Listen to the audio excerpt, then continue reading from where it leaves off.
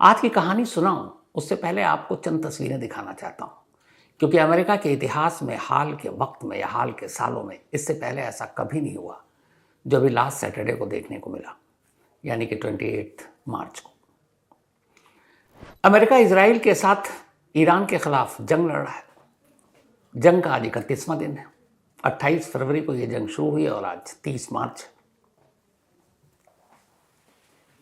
इसी जंग के खिलाफ अमेरिका के 300 शहरों में 300 सिटीज, करीब 90 लाख 9 मिलियन लोग सड़कों पर उतर आए। क्या है वो कैलिफोर्निया हो, वॉशिंगटन डीसी हो, बोस्टन हो, मिशिगन हो, न्यूयॉर्क हो, जितने भी आप शहरों के नाम, स्टेट के नाम आप सोचते जाइए, उन शहरों की तस्वीर थी।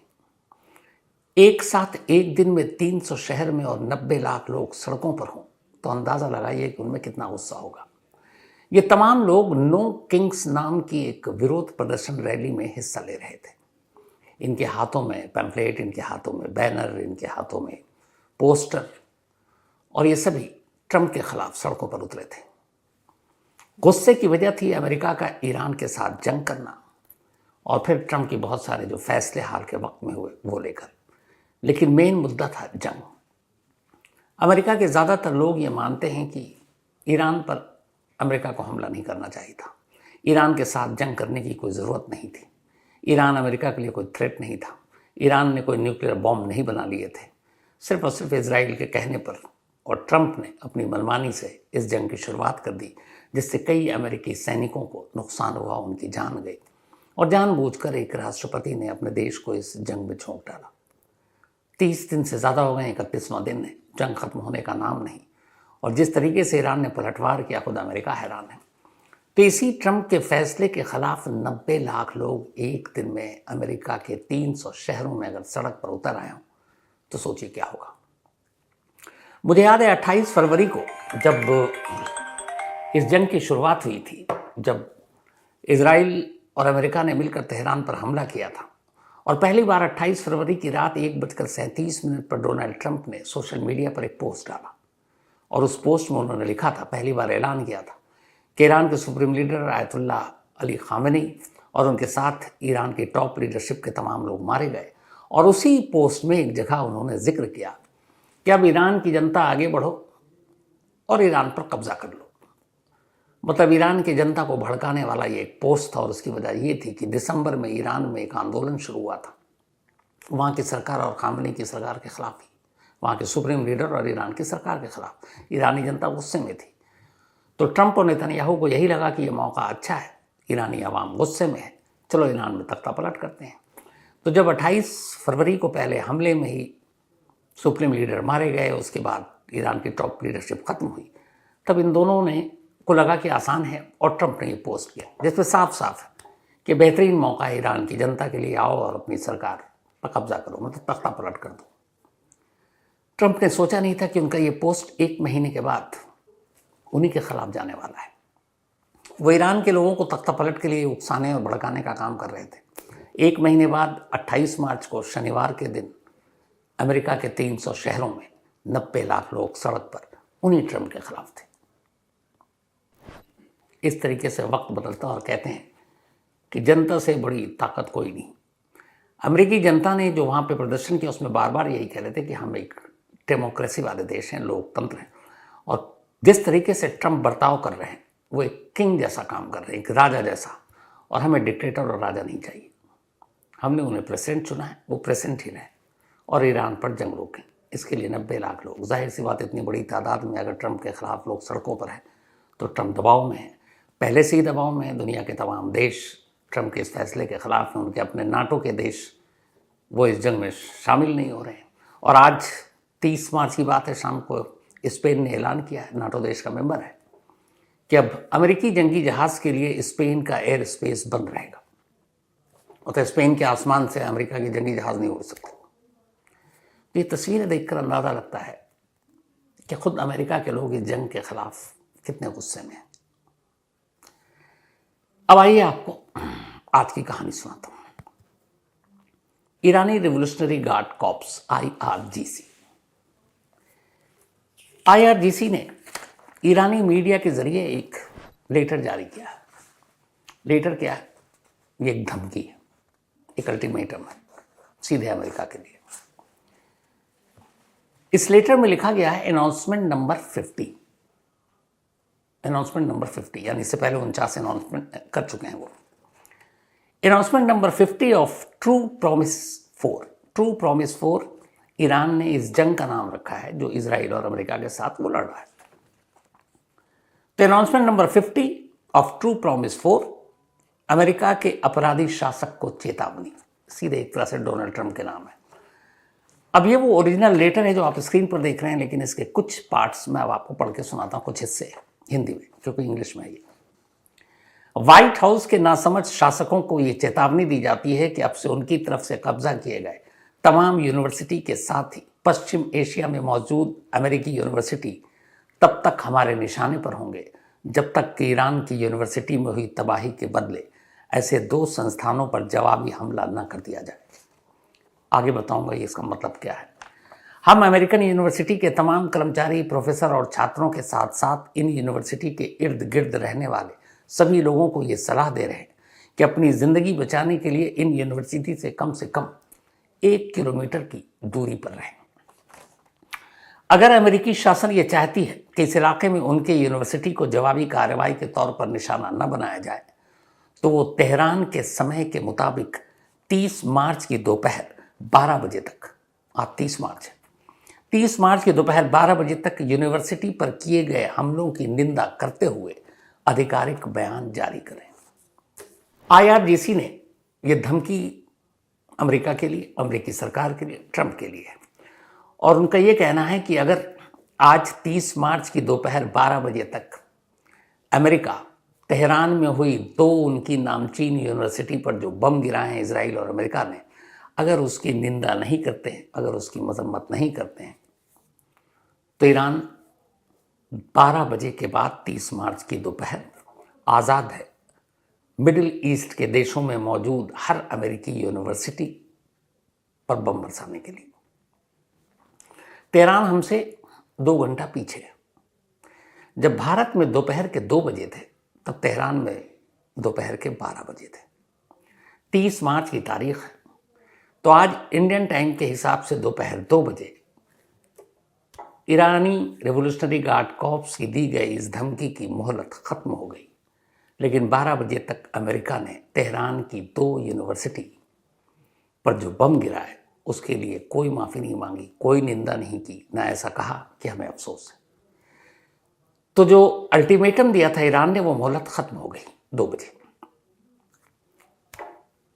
अब ईरान ने साफ धमकी दी है कि अगर मोहलत खत्म हो गई और निंदा नहीं की, तो फिर हम अमेरिकी यूनिवर्सिटी और इजराइल में मौजूद यूनिवर्सिटी को निशाना बनाएंगे। अब इस धमकी के बाद से पूरे मिडिल ईस्ट के देशों में एक दहशत सी आ गई है, क्योंकि हज़ारों स्टूडेंट पढ़ते हैं अमेरिका की अलग अलग यूनिवर्सिटी जो मिडिल ईस्ट के, चाहे वो उधर UAE हो, कतर हो, सऊदी अरब हो, अबू धाबी में और जैसे दुबई में, इन सब जगह पर अमेरिकी यूनिवर्सिटी है।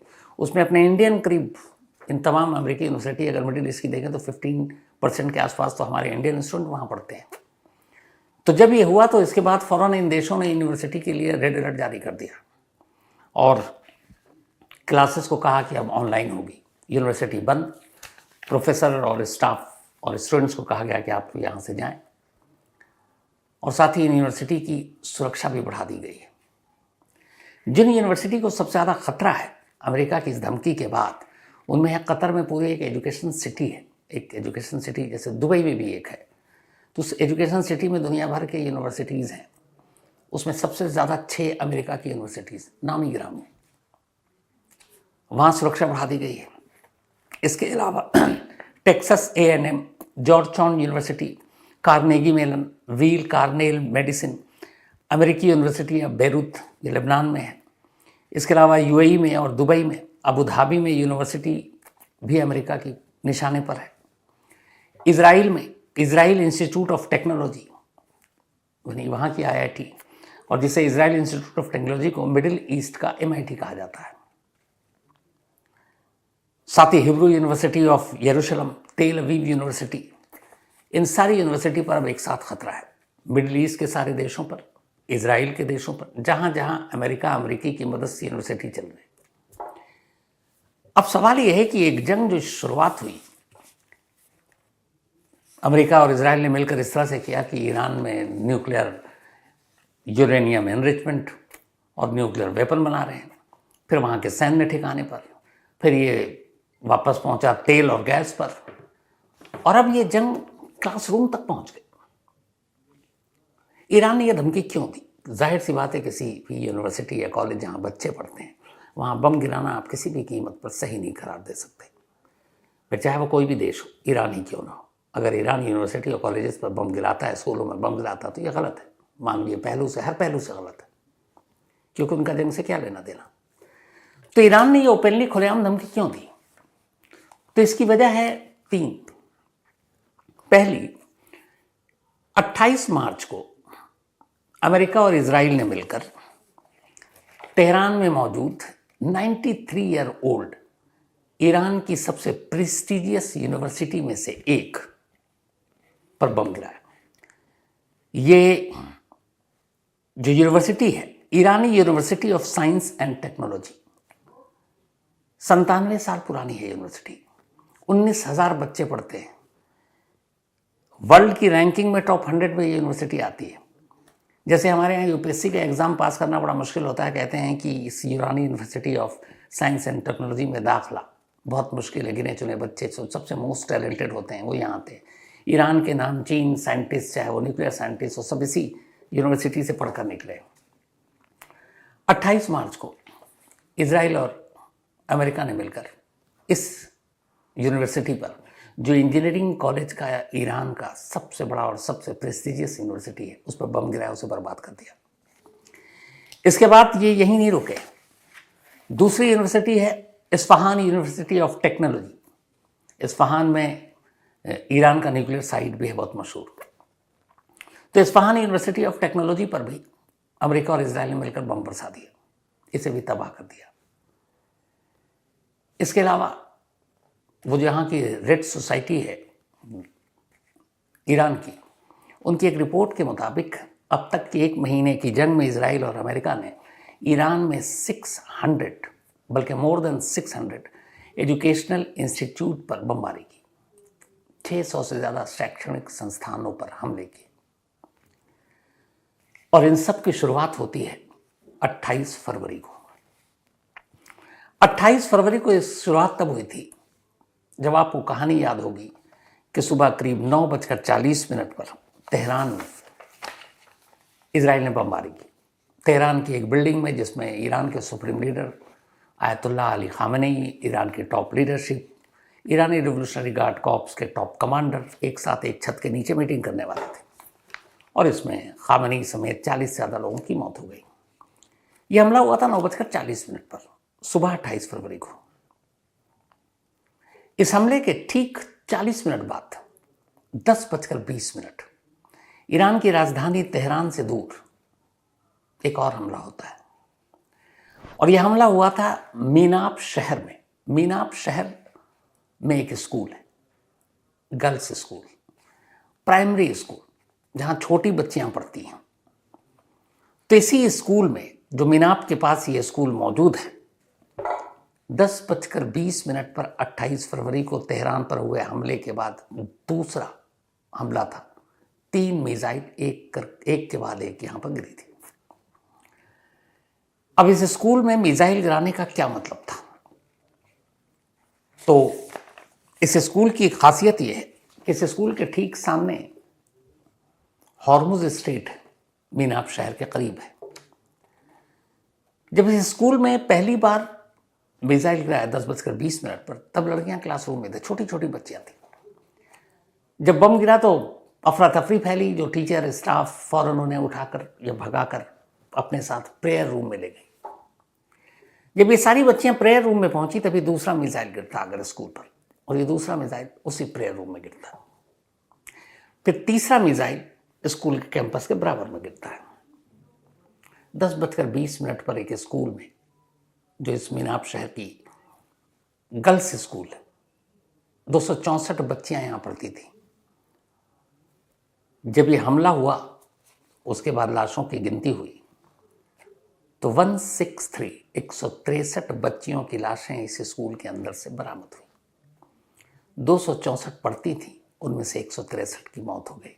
बाकी स्टाफ कुछ जख्मी हुए, फिर धीरे धीरे गिनती हुई 175 175 बच्चियां और स्कूल के स्टाफ इस मीनाब शहर में, इस स्कूल में अमेरिका और इजराइल की इस बमबारी में मारी गई। अब सवाल यह था कि एक स्कूल पर अमेरिका या इजराइल कैसे हमला कर सकता है। पूछा गया, डोनाल्ड ट्रंप ने तब कहा कि नहीं, ईरान पर यह हमला अमेरिका ने नहीं किया। उन्होंने बल्कि तब यह भी कहा था, रिकॉर्ड पर है, कि हमला ईरान नहीं किया, क्योंकि आप सबको पता है कि ईरान की मिसाइलें और जो बम है उनका निशाना बड़ा गलत होता है, कभी अपने ऊपर ही गिर जाता है। फिर वहाँ के दूसरे मिनिस्टर ने कहा कि नहीं, हम इसकी अभी जांच कर रहे हैं, पेंटागन इसकी जांच करेगा। फिर धीरे धीरे जांच हुई और आखिरकार अमेरिका ने मान लिया कि हाँ, ये टॉम हॉक मिसाइल थी जो इस स्कूल पर गिराई गई, क्योंकि उसके सारे पुर्जे और सारी चीज़ें मिली। उसके बाद इन्वेस्टिगेशन हुई। फिर अमेरिकी मीडिया, न्यूयॉर्क टाइम्स तक ने रिपोर्ट छाप दी वहाँ के हवाले से कि ये गलती अमेरिका की तरफ से थी। स्कूल पर अमेरिका ने मिसाइल दागे, लेकिन साथ में एक सफाई दी गई। उन्होंने कहा कि असल में हमसे गलती हो गई थी, हमें पुराने नक्शे और पुरानी तस्वीरें दी गई थी और इस वजह से हम पहचान नहीं पाए कि ये स्कूल है, वरना हमारा टारगेट ईरानी रिवोल्यूशनरी गार्ड का सैन्य अड्डा था। अब ये सफाई तो दे दी, लेकिन खुद इस हमले के बाद जो अमेरिका की एक 17 साल तक सेना में रही, काउंटर टेररिज्म की अफसर हैं, उनका नाम है जोसेफिन गिल्बो। उन्होंने पूरा एक मीडिया के सामने आकर स्टेटमेंट दिया। 17 साल तक रही और टेररिज्म को लेकर ही उनका, और खुफिया विभाग में भी रही हैं वो। तो जोसेफिन गिल्बो ने जो सच्चाई दुनिया के सामने रखी वो बेहद चौंकाने वाली है। उन्होंने ये कहा कि जब भी इस तरह से कोई मिसाइल के हमले होते हैं और टॉम हॉक की मिसाइलें जब दागी जाती हैं किसी जंगी जहाज से, तो वहाँ पे एक बेहद एडवांस कैमरा होता है जो तस्वीरें लेता रहता है ऑन बोर्ड। उसी वक्त सैटेलाइट की तस्वीरें लाइव आती रहती हैं और उससे आप अपने टारगेट को देखते हैं। और चूंकि उन्होंने कहा मैं 17 साल रही हूँ अमेरिकी सेना में, मुझे पता है आयन वक्त पर भी हम लोग क्या तस्वीर लाइव देखते हैं, हर बड़े ऑपरेशन में, हर बड़े टारगेट पर। और सैटेलाइट की इमेज भी बिल्कुल क्लियर होती है। ऑन बोर्ड जो कैमरा होता है उसका रेजोल्यूशन भी बिल्कुल शानदार होता है। तो उन्होंने कहा कि जिस वक्त टॉम हॉक मिसाइलों से इस स्कूल को निशाना बनाया जा रहा था, तब सैटेलाइट की तस्वीरें भी और ऑन बोर्ड कैमरे से भी तस्वीरें ये साफ दिखा रही थी कि इस मीनाब स्कूल की दीवारों पर बच्चों की और बच्चों के जरिए बनाई गई तस्वीरें हैं। वो तस्वीरें ये हैं। तो जब बच्चों की तस्वीरें हैं, बच्चों की बनाई हुई तस्वीरें हैं, बच्चे दिखाई दे रहे हैं सैटेलाइट तस्वीर में, कैमरे में, तो फिर गलती कैसे हो सकती है। तो फिर ये बताया गया कि असल में उन्हें 15 साल पुरानी इमेज दे दी गई थी और उस 15 साल पुरानी इमेज के हिसाब से हमें लगा कि ईरानी रिवोल्यूशनरी गार्ड का सैन्य ठिकाना है, इसलिए हमने एक के बाद एक 3 मिसाइल दाग दी। अब सवाल ये है कि 15 साल पुरानी इमेज आपको दे दी, लेकिन जब खुद आपकी एक अफसर बता रही कि हर ऑपरेशन से पहले उस वक्त भी हम लोग लाइव इमेज देखते हैं ताकि सिविलियन की कैजुअलिटी ना हो, तो आसपास उस इमारत की और तो कोई नहीं है, तो आप उस दिन उस वक्त सैटेलाइट की इमेज आपके पास, ऑन बोर्ड कैमरे की तस्वीरें आपके पास, और आप कह रहे हैं कि 15 साल पुराने डेटा और 15 साल पुरानी इमेज की वजह से गलती हो गई, तो ये सरासर झूठ है। क्योंकि जोसेफिन गिल्बो के हिसाब से लाइव तस्वीरें देखने के बाद उसी वक्त ऑपरेशन से लास्ट सेकंड तक ये लोग सैटेलाइट इमेज और तस्वीरें देखते हैं और फिर ऑर्डर दिया जाता है कि हमला करो। लेकिन मीनाब स्कूल के बारे में ऐसा हुआ नहीं, क्योंकि उन्होंने सीधे सीधी ये हमला कर दिया। अब इस सिलसिले में 2 लोगों के नाम अभी ईरानी एम्बेसी के कुछ देशों के जो मौजूद हैं, वहाँ से उन्होंने एक रिलीज़ जारी किया ईरान की तरफ से। असल में ईरानी एम्बेसी जो भारत में है, दक्षिण अफ्रीका में है और नाइजीरिया में है, वहाँ इन एम्बेसी के थ्रू, इन दूतावासों के थ्रू एक प्रेस रिलीज जारी की गई और पहली बार मीनाब स्कूल की इन बच्चियों 175 पौने 200 बच्चियों की मौत के लिए अमेरिका के 2 अफसर को जिम्मेदार ठहराया गया। उनके नाम और उनकी पहचान और उनकी तस्वीर जारी की गई। ये हैं वो 2 अफसर जिनकी तस्वीर जारी की गई है। इनमें से एक हैं कमांडर ली आर टेट और दूसरे हैं एग्जीक्यूटिव अफसर जेफरी ई यॉर्क। ये दोनों अमेरिकी नेवी के अफसर हैं और यही वो 2 थे जिन्होंने Tomahawk missile 3 missile Minab school की उन बच्चियों पर दागे थे। इन्होंने ये ऑर्डर दिया था। अब ईरानी एम्बेसी ने इन दोनों के नाम जारी किए हैं और इन दोनों की पहचान उजागर की है। खुद जोसेफिन गिल्बो का कहना है कि जब वो टेररिज्म डिपार्टमेंट में थी तो उन्हें बताया गया था टेररिज्म का मतलब क्या है, लेकिन इस जंग के दौरान जो कुछ हुआ उसके बाद उनकी टेररिज्म को लेकर सोच ही बदल गई है। वो खुद से सवाल पूछ रहे हैं कि असली टेररिस्ट कौन है। जब मीनाब की इन स्कूली बच्चियों की मौत हुई थी, तादाद इतनी ज़्यादा थी लाशों की 175, उनमें से करीब 163 तो बच्चियां थी जिनकी उम्र प्राइमरी स्कूल में थी, इसलिए उनकी उम्र ज़्यादा नहीं थी, 4 साल से लेकर 9 साल के बीच में, कुछ 10 साल। तो फिर लाशें इतनी थी कि कब्र खोदने वाले लोग कम पड़ गए थे और इतनी बड़ी तादाद में कब्र खोदनी थी, पौने 200 कब्र एक साथ। जेसीबी मशीनें बुलानी पड़ी और फिर एक खुले मैदान में ये कब्र खोदी गई। देखते देखते मीनाब शहर में उस दिन एक नया कब्रिस्तान बन गया था, पहले से वो था नहीं। और इसके बाद जब जनाजा निकला इन बच्चियों का तो इजराइल और अमेरिका ईरान के हर शहर हर जगहों पर बमबारी कर रहा था। लोग डरे हुए थे, दहशत में घरों में थे। लेकिन उस रोज़ इजराइल और अमेरिका की इस बमबारी से बेखौफ होकर हज़ारों लोग सड़कों पर निकले इस जनाजे के साथ और फिर इन 163 बच्चियों और उनके उस्तादों को कब्रिस्तान में ले जाकर दफनाया गया। ये जंग आज नहीं तो कल थम जाएगी, रुक जाएगी, ख़त्म हो जाएगी। लेकिन ये बच्चियां शायद कभी इजराइल और अमेरिका का पीछा ना छोड़ें। उन्हें खुद इस बात की ग्लानि होगी कि जंग की इस जीत और हार के जोश में या फिर भूख में कैसे छोटे छोटे बच्चियों को निशाना बनाया। जंग हमेशा बर्बादी लाती है, हम सब जानते हैं, लेकिन जंग इस कदर आगे बढ़े कि स्कूलों तक को निशाना बनाए। खाली उस दीवार पे, मीनाब की उस स्कूल के दीवार पे अगर उन बच्चियों की आप तस्वीरें देख लें, कलेजा फटने लगता है।